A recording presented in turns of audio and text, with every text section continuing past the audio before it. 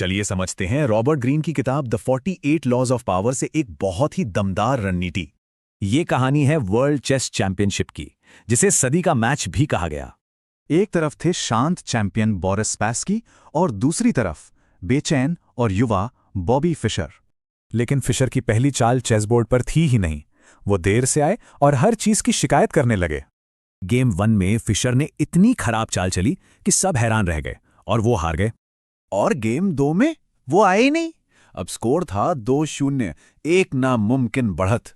लेकिन गेम 3 में फिशर लौटे एक अलग ही अंदाज में।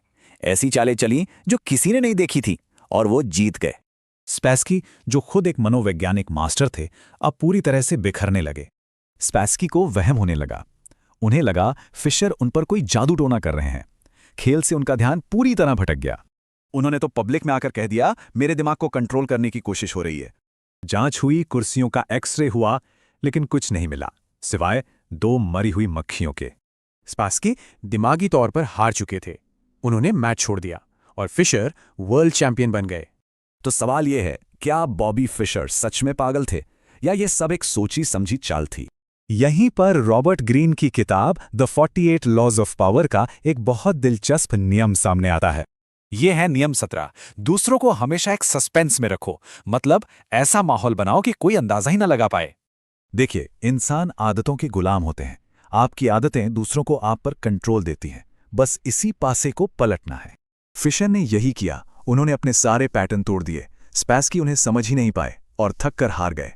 तो इस रणनीति को हम अपनी प्रोफेशनल लाइफ में कैसे इस्तेमाल कर सकते हैं?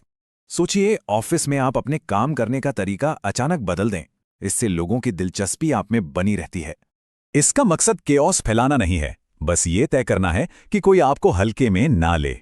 लेकिन सावधान, ये एक 2-धारी तलवार है। इसे नियम नहीं, एक टूल की तरह इस्तेमाल करें, क्योंकि बहुत ज्यादा ऐसा करने से लोग आपको अस्थिर या अनडिसाइसिव समझ सकते हैं, जो ठीक नहीं है। और कभी-कभी प्रिडिक्टेबल होना भी एक बहुत बड़ा हथियार हो सकता है, अपनी असली चाल छिपाने के लिए। तो सोचिए, आपकी दुनिया में कब प्रिडिक्टेबल होना कमजोरी है और कब यही सबसे बड़ी ताकत है।